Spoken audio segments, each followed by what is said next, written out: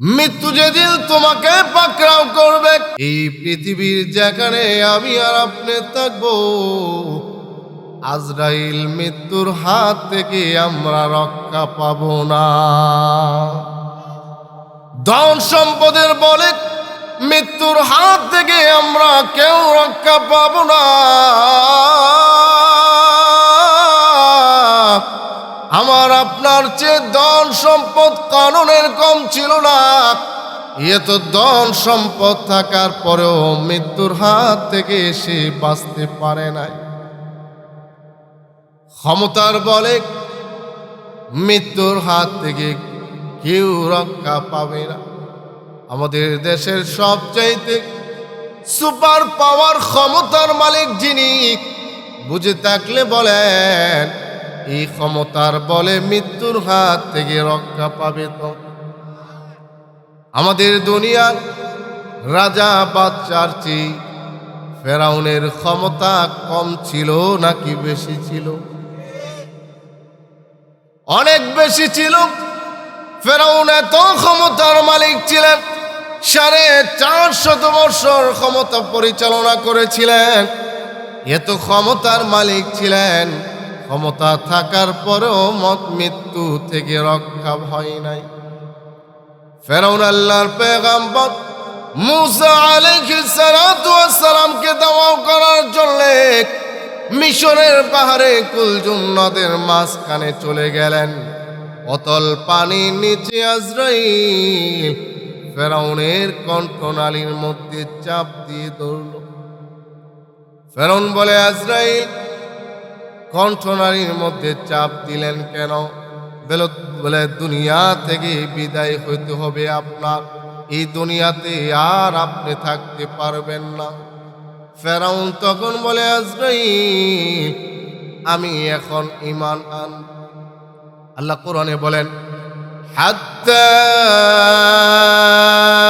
আদরাকাহুল গরক قال آمنت أنه لا إله إلا الذي آمنت به بنو إسرائيل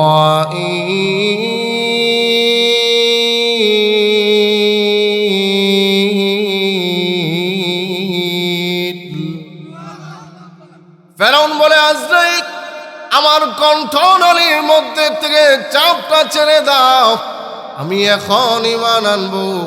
কার উপর? বনি ইসরাইল গোত্রের লোকেরা যে রবের উপর ঈমান এনেছে, আমিও ঈমান আনব। আজরাইল বলে, ঈমান আনলে কি হবে? আপনার পরিচয় কি? ফেরাউন আবার বলে, ওয়া আনা মিনাল মুসলিমিন,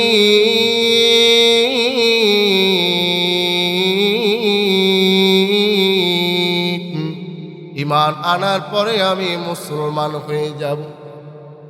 আল্লাহ রাব্বুল আলামিন তার জবাবে বলে, কিরে নাদার, এখন আমি আল্লাহ ঈমান কবুল করব না। আল্লাহ তার জবাবে বলে, কিরে এখন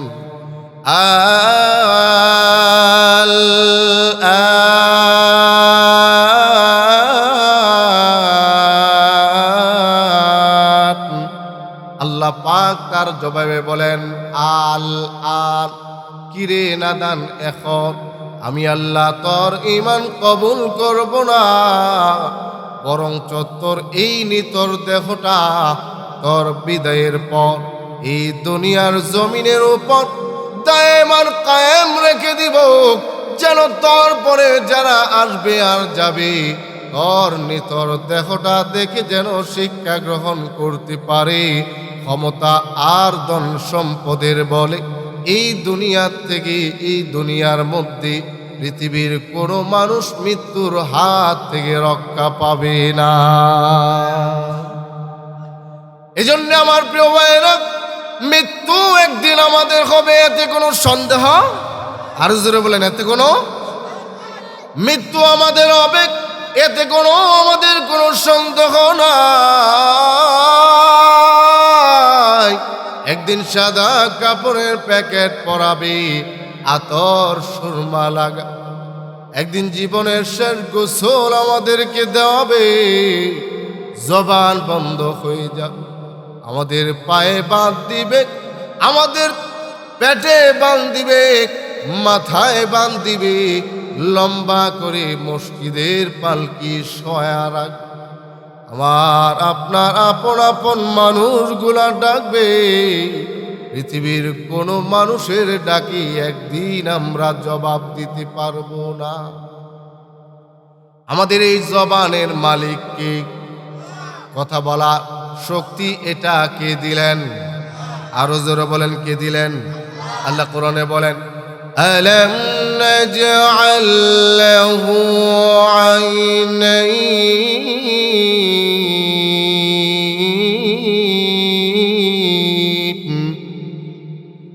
ওয়া লিসানান ওয়া শাফাতাইন।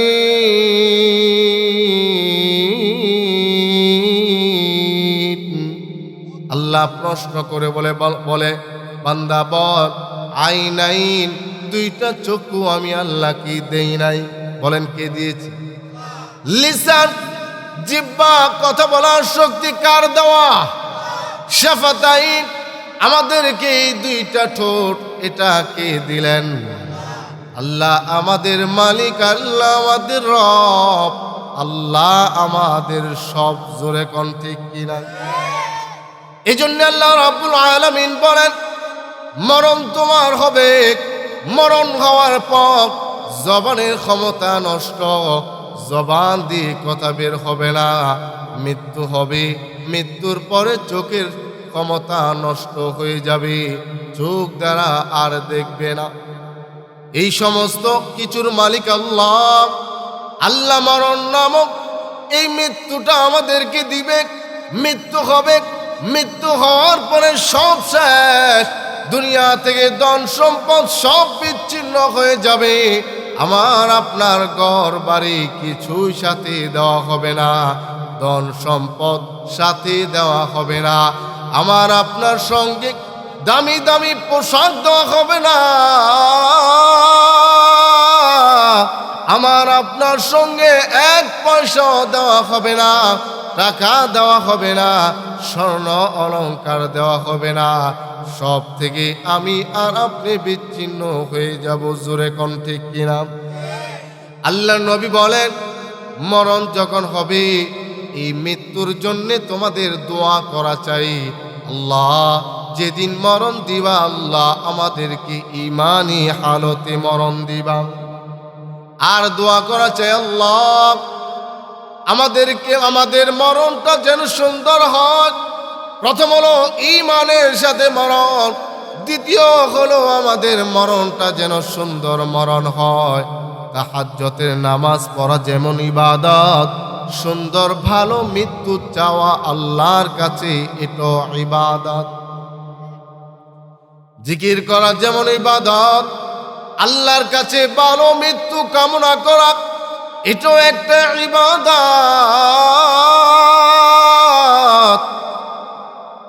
তাহাজ্জুদের নামাজ পড়া ইবাদত, জিকির করা ইবাদত, কোরআন তেলাওয়াত করা ইবাদত, আল্লাহর কাছে ভালো মৃত্যু চাওয়া এটাও ইবাদত।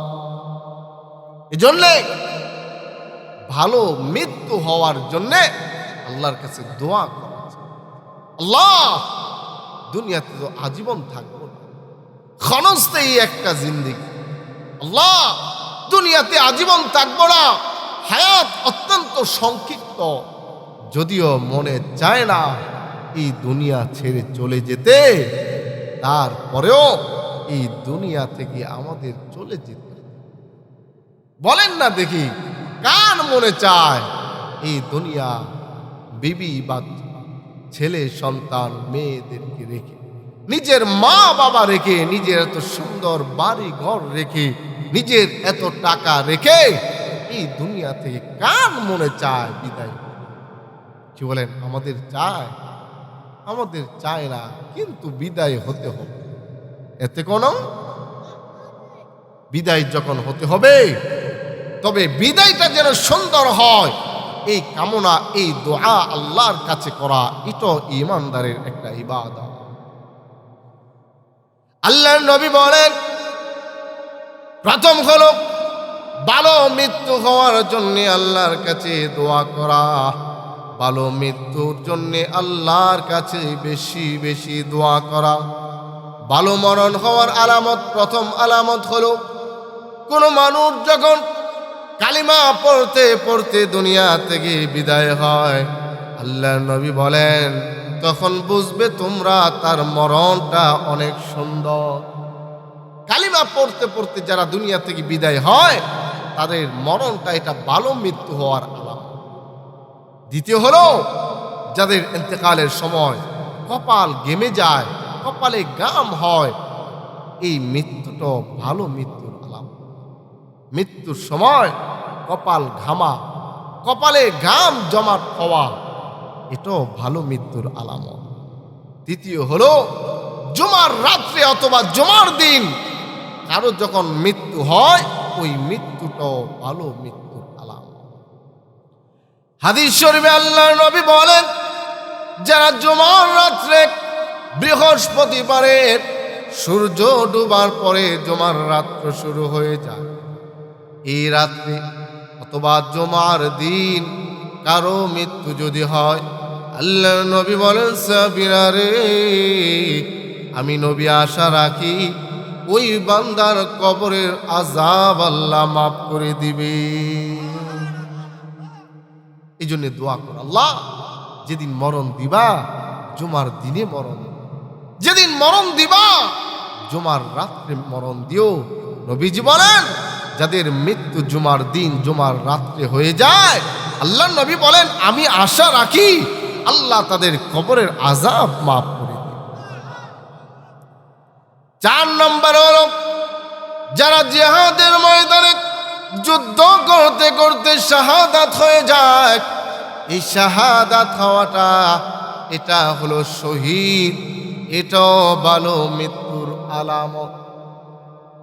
শহীদের মর্যাদা, শাহাদাতের মৃত্যু কামনা করা, এটাও একটা ইবাদত। শুধু ভালো মৃত্যু চাওয়া যেমন ইবাদত, এমনকি আল্লাহর নবী বলেন শাহাদাতের তামান্না রেখে অন্তরে, এটাও একটা ইবাদত। আল্লাহ আমার মরণটা যেন শহীদের মরণ, এই দোয়া করা এটাও ইবাদত। আল্লাহর নবী বলেন, সাহাবীরা বলো তো দেখি শহীদ কাকে বলে? সাহাবীরা ডাক দিয়ে বলে, নবী গো, জিহাদের ময়দানে যুদ্ধ করতে করতে যাদের মরণ হয় তাদেরকে শহীদ বলে। আল্লাহর নবী বলেন, সাহাবীরা যদি জিহাদের ময়দানে যুদ্ধ করতে করতে মরণ হলে শহীদ বলা হয়, বলে আমার উম্মতের মধ্যে শহীদদের সংখ্যা অনেক কম হয়ে যাবে। আল্লাহর নবী বলেন, সাহাবীরা শোনো, আমি নবী বলি তোমরা শোনো, শুধু জিহাদের ময়দানে যুদ্ধ করতে করতে মৃত্যু হয়ে গেলে তাকে শুধু শহীদ বলে না। আমি নবী বলি তোমরা শোনো, কেউ যদি আল্লাহর রাস্তায় যুদ্ধ করে এবং তার মৃত্যু হয় তাদেরকে শহীদ বলে। দ্বিতীয় হলো আল্লাহ নবী বলেন, কেউ যদি আল্লাহর রাস্তায় বের হয় এবং আল্লাহর রাস্তার যদি কারো মরণ হয়, ওই মরণটাও শাহাদাতের মরণ হয়ে যায়। আল্লাহ তাকেও জিহাদের ময়দান, আল্লাহ তাকেও শাহাদাতের মর্তবা দান করবে। আল্লাহ নবী বলেন, এরপরে যদি কোনো উম্মত, আমার উম্মতের মধ্যে যদি কোনো বান্দা বান্দি মহামারীতে, করোনা ভাইরাসে অথবা কলেরা রোগে মারাত্মক কোনো মহামারীতে আক্রান্ত হয়ে তার যদি মরণ হয়, আল্লাহ নবী বলেন ওই বান্দা বান্দির মরণটা শাহাদাতের মরণ হয়ে যায়। আল্লাহ তার মরণটা হলো শাহাদাতের মরণ, আল্লাহ তাকে শহীদের মর্তবা দান করবে। কিয়ামতের কঠিন ময়দানে আল্লাহ রাব্বুল আলামিন তাকে শাহাদাতের মরণ দান করে শাহাদাতের মর্যাদা দিবি। আল্লাহ তাকে শাহাদাতের মর্যাদা দিয়ে আল্লাহর তৈরি জান্নাত তাকে দান করবি। আল্লাহ নবী বলেন, সাহাবীরা, আমার কোন উম্মত যদি পেটের কোনো মারাত্মক রোগে আক্রান্ত হয়ে এই দুনিয়া থেকে বিদায় হয়ে যায়, ধরেন প্রচন্ড পেট ব্যথা সহ্য হয় না, এই প্রচন্ড পেটের কোনো রোগে আক্রান্ত হলো এবং আক্রান্ত হওয়ার পর দুনিয়া থেকে বিদায় হয়ে গেল, আল্লাহ নবী বলেন, সাহাবীরা, আল্লাহ তাকেও শাহাদাতের মরণ দান করবি। আল্লাহ নবী বলেন, সাহাবীরা, আমার কোন উম্মত যদি বিশাল বড় প্রাচীর দেওয়াল ভেঙে যদি তার উপরে পড়ে যায় এবং দেওয়াল অথবা প্রাচীর ভেঙে পড়ার কারণে তার যদি মরণ হয়, আল্লাহ নবী বলেন, সাহাবীরা, ওই বান্দার মরণটাও আল্লাহ শাহাদাতের মরণ হয়ে যায়। আল্লাহ তাকে শাহাদাতের মর্যাদা দান করবে। আল্লাহ রাব্বুল আলামিন তাকেও শাহাদাতের মর্যাদা দান করে আল্লাহ তাকে আল্লাহর তৈরি জান্নাতের মেহমান বানাবে। আল্লাহর নবী বলেন, সাহাবীরা, এরপরে শোনো, আমার কোন উম্মতের মধ্যে কোনো মহিলা পেটে বাচ্চা অবস্থায় এবং বাচ্চা প্রসব করার সময় মহিলার যদি পৃথিবী থেকে বিদায় হয়ে যায়, তার যদি মরণ হয়, নবীজি বলেন, আমার উম্মতের ওই মহিলাদের মরণ তো শাহাদাতের মরণ, আল্লাহ তাকে শহীদের মর্যাদা দান করে আল্লাহর তৈরি জান্নাতের মেহমান বানায়।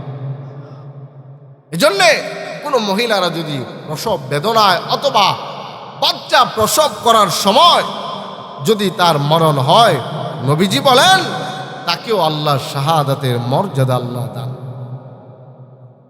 আল্লাহর নবী এরপরে বলেন, আমার কোন উম্মতের শরীরে যদি বিষ ফোড়া হয়, এই ফোড়ার যন্ত্রণা তার যদি মরণ হয়ে যায়, আল্লাহর নবী বলেন, সাহাবীরা, আল্লাহ তাকে শাহাদাতের মর্যাদা দান করে, আল্লাহ তাকে শহীদের মর্যাদা দান করে, আল্লাহ তাকে আল্লাহর তৈরি জান্নাতের মেহমান বানাবে। আল্লাহর নবী বলেন, সাহাবীরা, আমার কোনো ঈমানদার উম্মত যদি কোনো ঈমানদার উম্মত আমার উম্মতের মধ্যে যদি কারো মরণ আগুনে পড়ে মৃত্যু হয়, মরণ হয়, আল্লাহর নবী বলেন, সাহাবীরা, আগুনে পড়ে যদি কারো মরণ হয়, আল্লাহ তার মরণটা শাহাদাতের মরণ হিসেবে সাব্যস্ত করে নেয়, আল্লাহ তাকে শহীদের কাতারে দাঁড় করায়, আর সেও শহীদের মর্যাদা পাবে। শহীদের মর্যাদা পেয়ে সে আল্লাহর তৈরি জান্নাতের মেহমান হয়ে যাবে। আগুনে পুড়ে যদি কারো মরণ হয়, সে শাহাদাতের মর্যাদা পেয়ে যায়, সেও শহীদ, আর আল্লাহ তাকে জান্নাতের মেহমান বানাবে। এজন্যে আগুনে পুড়ে যদি কারো মরণ হয়, তার মরণটা ভালো মরণ, ভালো মৃত্যুর আলামত। এই মরণটাও শাহাদাতের মরণ, আল্লাহ তাকে শাহাদাতের মর্যাদা দান। কিন্তু এই সমস্ত মরণ আল্লাহর কাছে চাওয়া যাবে। আবার ইচ্ছে করে যদি আগুনে কেউ পড়ে যায়, এটা আত্মহত্যা হবে। এই মরণটা অত্যন্ত খারাপ।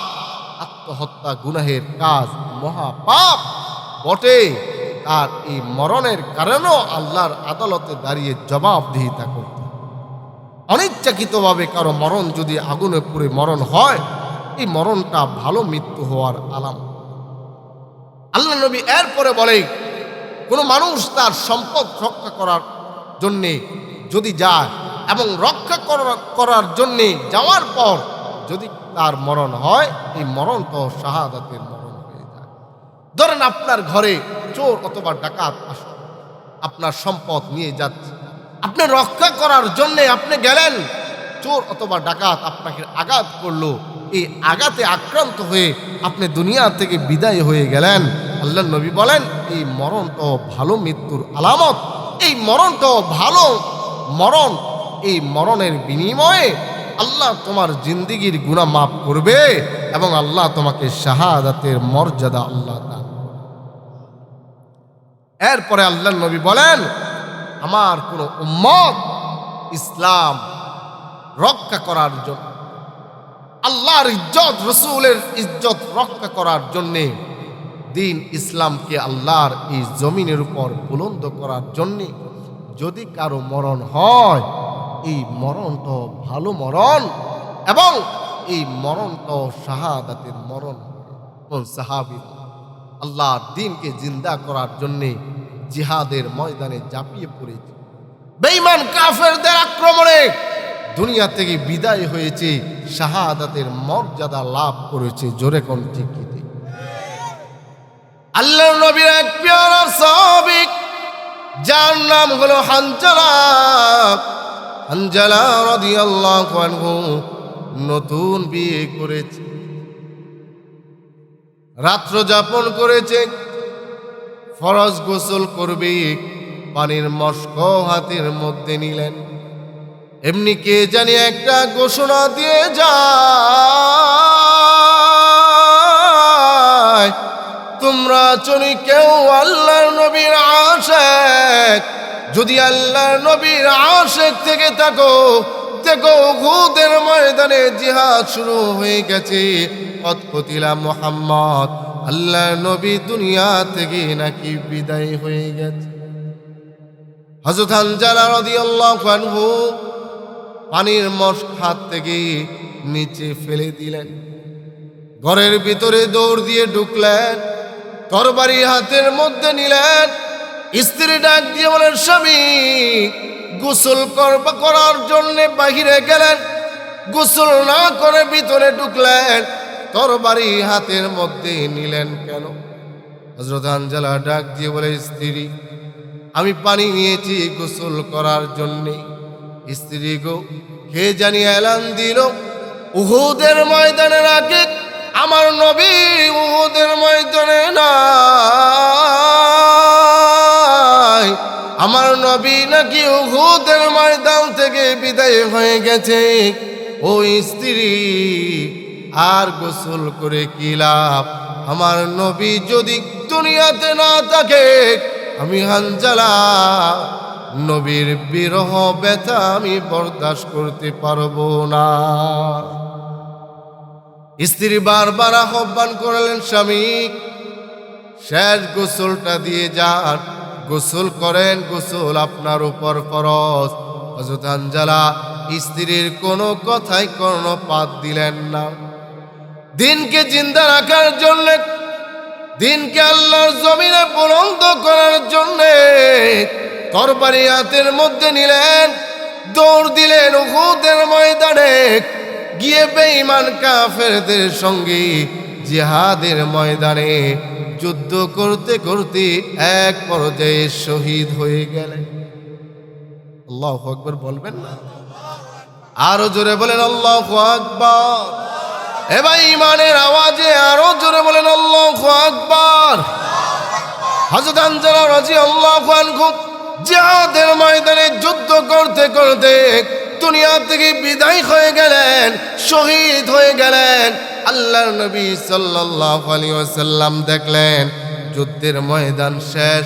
আল্লাহর নবী ডাক দিয়ে বলেন, সাহাবীরা রে সাহাবীরা, আমার যে সমস্ত সাহাবীরা এই উহুদের ময়দানে যুদ্ধরত অবস্থায় মৃত্যুবরণ করলেন, শহীদ হলেন, তাদেরকে বিনা গোসলে তাদেরকে দাফনস্থ করবি, বিনা গোসলে কবরে নামাবে, বিনা গোসলে তাদেরকে কবরে শোয়া দিবে। কারণ শহীদের মরণ যাদের হয়, আল্লাহ নবীর হুকুম হলো তাদেরকে গোসল দিতে হবে না, বিনা গোসলে কবরে শোয়াবে, বিনা গোসলে কিয়ামতের ময়দানে আল্লাহর আদালতের মধ্যে দাঁড় করিয়ে দিবে। আল্লাহর নবী বলেন, গোসলবিহীন তাদেরকে কবরস্থ নামাও, কবরে নামাও। এমনি হযরত হানজালা রাদিয়াল্লাহু আনহুর স্ত্রী দৌড়ে এসে বলে, ওগো নবীজি, ওই যে দেখা যায় আমার স্বামী হানজালা সবে মাত্র জিহাদের ময়দানে এসেছে, আর যুদ্ধ করতে করতে দুনিয়া থেকে বিদায় হয়ে গেছে। নবী গো, আমার স্বামীর জন্য একটু গোসলের ব্যবস্থা করেন। আল্লাহর নবী বলেন, না, জিহাদের ময়দানে যারা যুদ্ধরত অবস্থায় নিহত হয় তারা শহীদ, আর শহীদদেরকে গোসল ব্যতীত কবরস্থ করতে হয়, গোসল দিতে হয় না। হযরত হানজালার স্ত্রী বলে, ওগো নবীজি, আমার স্বামী হানজালার উপর গোসল ফরজ ছিল, ওগো নবীজি মেহেরবানি করে আমার স্বামীর গোসল দেওয়ান। আল্লাহর নবী সাহাবীদেরকে ডাকলেন, হানজালার লাশ খোঁজার জন্য পাঠালেন। সাহাবীরা এসে বলে, ওগো নবীজি, আপনার সাহাবী হানজালার লাশ খুঁজে পাই না, হানজালার লাশ আমরা খুঁজে পাই না। নবীজি বলেন, ও সাহাবীরা, আমার হানজালার লাশ তো একটু আগে এই মাঠের মধ্যেই ছিল। জিবরাইল আমিন এসে বলেন, ওগো নবীজি, আপনার সাহাবী হানজালার লাশ গোসল দিতে হবে না, উপরের দিকে তাকান আর দেখেন মহান আল্লাহ রাব্বুল আলামিন ফেরেশতার মাধ্যমে জান্নাতের পানির দ্বারা হযরত হানজালার জীবনের শেষ গোসল দিয়েছি। কিছুক্ষণ পরে সাহাবীরা এসে বলেন, ওগো নবীজি, আপনার সাহাবী হানজালার চুল এবং দাড়ি বেবে পানি পড়তেছে, আর মেশকে আম্বরের ঘ্রাণ বের হচ্ছে।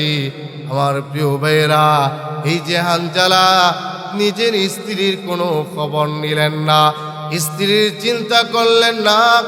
আল্লাহর নবী নাই, আল্লাহর নবী নাই, নবীজির সাথে উহুদের ময়দানে জিহাদ শুরু হয়ে গেল।